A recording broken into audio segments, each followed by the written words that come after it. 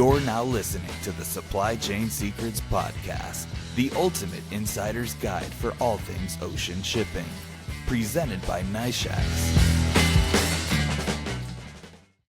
Hi, everyone. You're listening to the Supply Chain Secrets Podcast.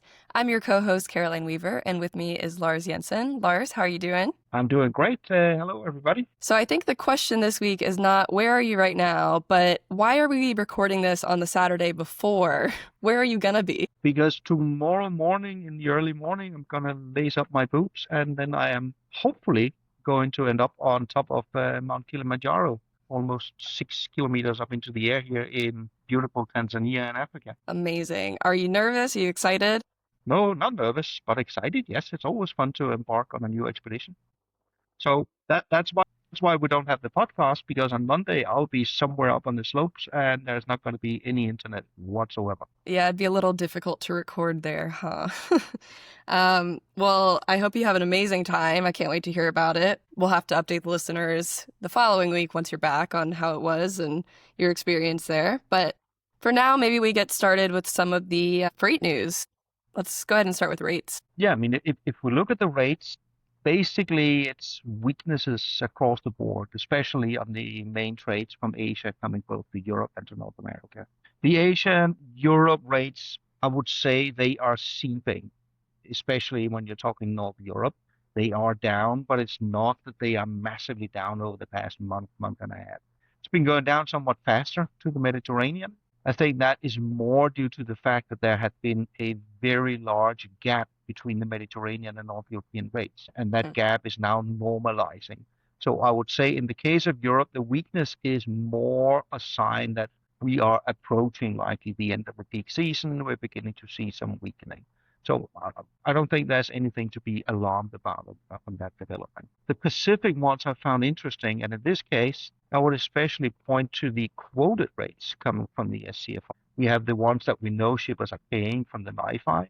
That was expectedly declining again this week, coming off of the highs. We are coming back to now lows that are beginning to approach where we were, not just before the pause on the tariffs, but all the way back to slack season right after Chinese New Year. But when we look at the quoted rates, they are now sliding to a point where we are beginning to be substantially below where we were also in the weakness after Chinese New Year, which means in order to compare where we are going down to now, we are approaching to go back to where we were almost pre-Red Sea. So the Pacific definitely showing weakness. And the one thing that I think is worth noting here is it is now more than a week ago that we actually got clarity in terms of all the reciprocal tariffs. So we may or may not like what the tariff levels are, but at least there is now clarity. There's also clarity that there's a 90-day pause on the China tariffs on top of the 90 days that were due to expire.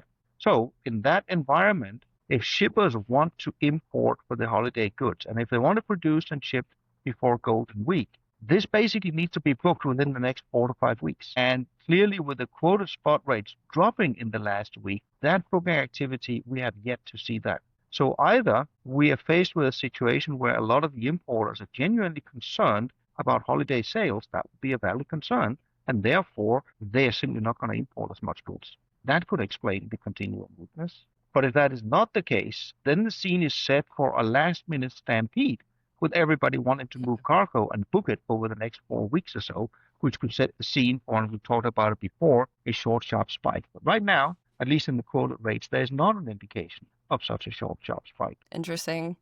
Yeah, I guess we'll just have to see over the coming weeks what the behavior of the importers are. If we start to see the rates potentially creeping a little bit up, we might be able to see that, okay, there is volume that people want to move, and there's a more optimistic take on the holiday season. We're getting to the last chance saloon before the Chinese holidays kick in and before it's becoming too late to move cargoes for the U.S. holiday season. Yeah. All right. Well, speaking of tariffs and, updates on that, recently Putin and Trump met.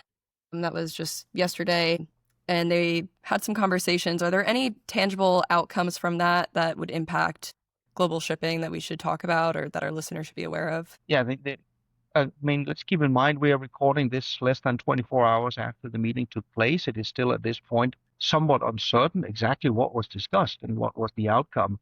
But what is very clear is that there was not some sort of large, let's call it deal or whatever word we want to use. There's not a big agreement on anything tangible. And that means the uncertainty around potential tariffs on any countries that are buying Russian energy still remains in the air. As we've discussed before, India is already facing that one here from August 27th with an additional 25% tariff on top of the reciprocal tariffs because they buy Russian oil. Russian oil is also bought by China. They're buying more than India. And if we look at Russian energy products, that means this can impact EU, Brazil, Singapore, Turkey. There's a whole host of countries where it is still uncertain what is going to happen.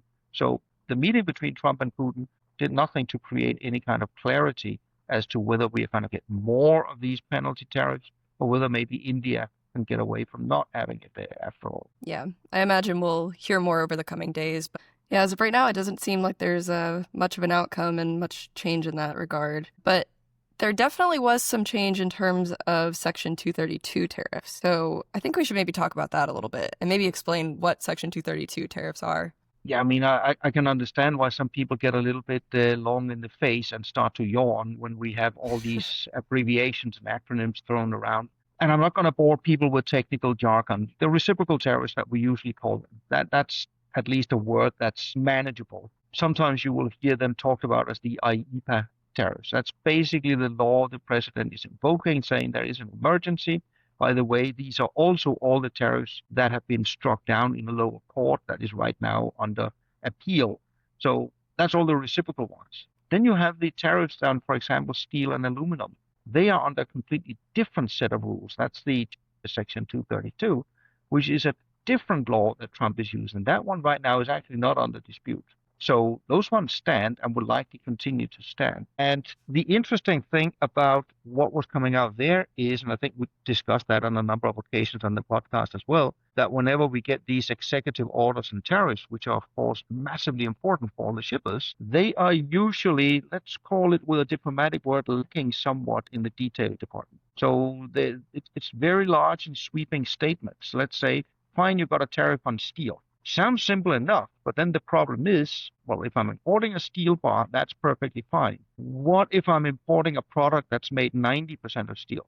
What if I'm importing one that's containing 10% steel? What if it's containing 0.2% steel? So which exact products are covered by this and which ones are not? There's a whole lot of detail. And usually that falls to the lower agencies. In this case, Customs and Border Protection then needs to come out in the Federal Register and say, well, these are the very specific and detailed commodities that are therefore included. So all shippers need these details. These details were finally published by CBP here on Friday, so yesterday, and they go into effect on Monday, 2 days from now, which means that most of the shippers have extremely limited time to actually adjust. Hopefully, most of them have done their homework, would have a reasonable idea whether their commodities were going to be included or not, because now that we know for sure. And one of the reasons I wanted to bring this up in the podcast is it also goes beyond what was just announced here on Friday. It also goes to show the environment that the importers need to plan and operate in, because this is likely not the last time that we see some of these details being published in the Federal Register with extremely short deadlines. I think shippers should expect this to be the norm, at least for the foreseeable future, that whenever there are some of these tariff changes, the details that they need so desperately in their business, they need to have a setup where they expect these details to be communicated very late point in time and with a very, very short deadline. So they need to have their internal processes and manpower lined up to actually handle this. Yeah, it's a very quick turnaround. There's seemingly no time to make any adjustments there. Are there any notable call-outs in terms of the commodities that were listed? Well, that is a good question. I must frankly admit, apart from a long listing of numbers of the relevant HS codes, I simply haven't looked into the very specifics of it. So I'm happily going to leave that to all the individual shippers to find out whether it's your specific commodities that are included there. All right. A little cliffhanger for the listeners. They need to do their own research there. All right. Well, let's move on. We've started seeing some of the results from the ocean carriers in terms of H1 financials. Could you talk a little bit about what we've been seeing there? Yeah, if we look at, I was especially interested in looking at second quarter here as we got the new networks into play. We got the trade war going on. overall, if we look at some of the largest carriers that come up with the results, so if we look at a Maersk, Hapag-Lloyd, CMA, CGM, ONE, more or less, they are coming out in terms of profitability at roughly the same level. They got EBITDA levels in the, I think, 15 to 19% range roughly. And yes, I know you've got a margin of 18%, you're doing better than somebody with 17%. But in the greater scheme of things, performing more or less on par with each other on that.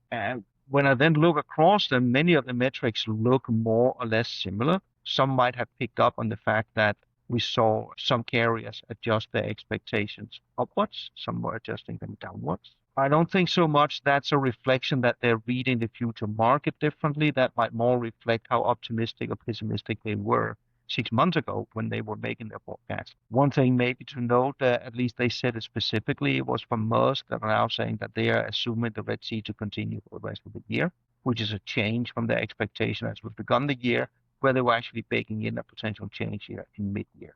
Given the attacks we saw in July, that's probably a very reasonable assumption.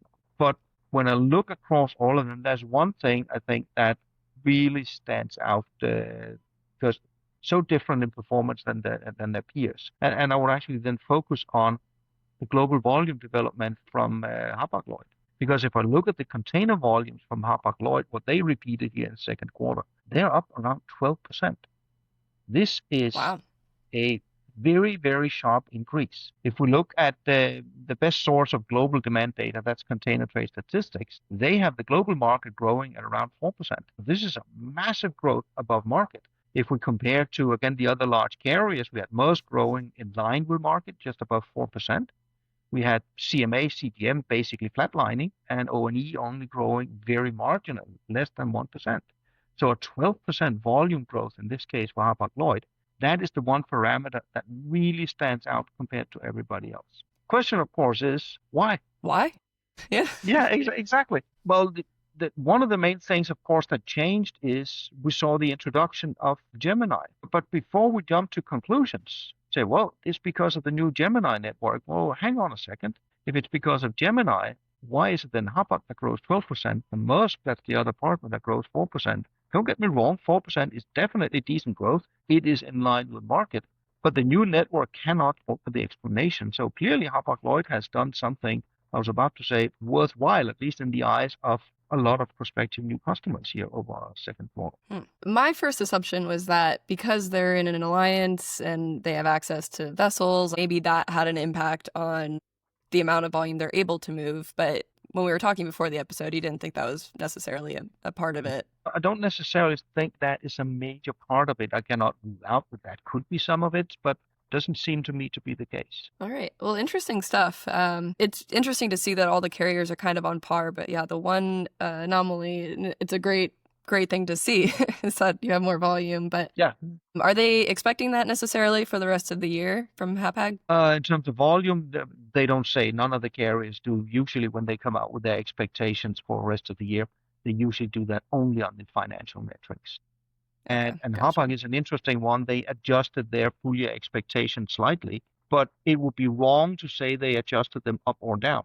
They narrowed the band, I would say, is more likely what happened because the lower performance end was moved up slightly, but the upper performance band was moved down slightly. So they're more narrowing their band. They're not necessarily making a huge adjustment either up or down. Okay, that makes sense. All right. And the last topic that we have for today, kind of an interesting one. We've sort of touched on it in a few episodes, but we haven't really dug too deep into it, is decarbonization. What is the latest there on that? Yeah, the latest and greatest. I mean, before we get to the latest, let's just remind everybody what happened back in April. Seems like ages ago now. After having debated decarbonization, the IMO, for many years, has been a huge lobbying effort to introduce, I would still call it a global carbon tax on marine fossil fuels or marine emissions. It has nicer names than that because nobody likes the word tax, but that is effectively what it is. And after years of lobbying, there was actually an agreement at the meeting in April. Again, we get into abbreviation jargon here, but under the IMO, the International Maritime Organization, there are different work groups. MEPC is one of them. And it's the work group where typically you end up agreeing on all kinds of environmental regulations. This is also where you want to find, for example, low sulfur fuel regulations or whatever else we have. So in April, there was an agreement that this is going to happen and likely going to be introduced from 2027 or 2028. And there was also opposition. Definitely not all countries were for it. The US was very vocally back then against it. They were against it on day one. And then they simply left the meeting and left everybody else to negotiate for the rest of the week. This then needs to then be basically confirmed here in the meeting that's coming up in October. And the US then came out with a statement here over the last week that they were absolutely opposed to this happening, like completely opposed. And they did not want to see that happen. They would be doing what they could to lobby other countries to pull their support, so there would no longer be a majority to actually get this implemented, which is fine. I mean, every country can go and lobby for whatever position they have. The interesting part that came from the US was also a veiled threat in terms of otherwise there might be other types of retaliation. Now, what those might be was left completely unsaid. At least what I have picked up talking to some of the people that were at the MEPC meeting back in April, before the US walked out, there were also veiled threats in terms of if you don't pull the support, we might put tariffs on you. Now, that has not been stated by the government this time around, but that's kind of what is hanging in the air.